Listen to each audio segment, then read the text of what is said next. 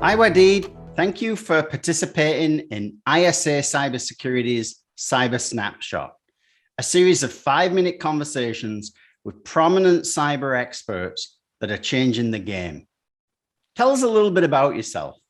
Sure. First and foremost, thank you very much for having me.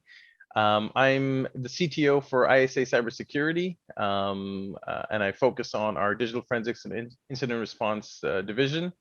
I've been involved in technology and cybersecurity for the last 2 decades. I was in cybersecurity before it was called cybersecurity. I'm very fortunate that I fell in love with cybersecurity early on, and I now work in an industry that I'm very passionate about. So I'm very, very happy to be here and participate in this chat. You mentioned digital forensics. That's a fascinating field. What trends are you seeing in the marketplace right now? And why is this capability so important to companies? Digital forensics and incident response is going through an evolution right now. And for me, that's great. One area in particular that I'm very happy about is the integration of cyber risk with corporate risk.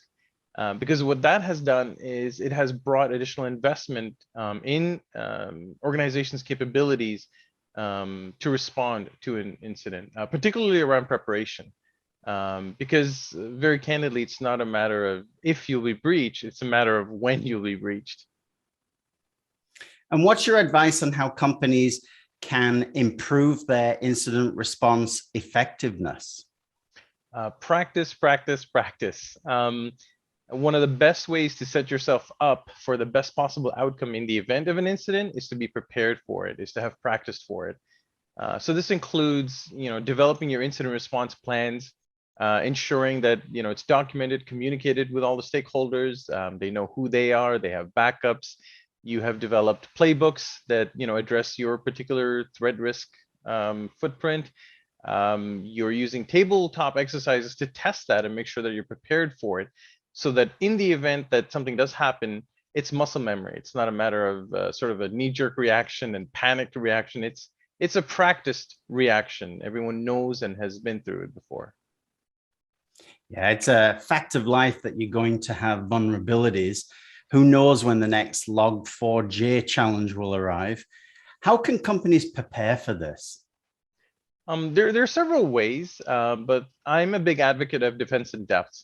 I encourage organizations to try and address the various layers of their technology stack. To give you an example of this, Log4j, when it did come out, when organizations for the organizations that had whitelisting, the vulnerability didn't go away, but there was a compensating control in place that mitigated that risk, and the exploits were not able to execute. So similarly, having these various defenses at these layers helps address various threat actors and their payloads. And being a leader in this industry, from your vantage point, what should we expect in terms of the remainder of 2022? 2022 will I believe we'll have threat actors continuing to exploit our new reality. Prior to COVID, our risk was relatively within a controllable environment. But post-COVID, our data, our assets are all now distributed. And with that is the risk as well. So threat actors are going to target that weakest link.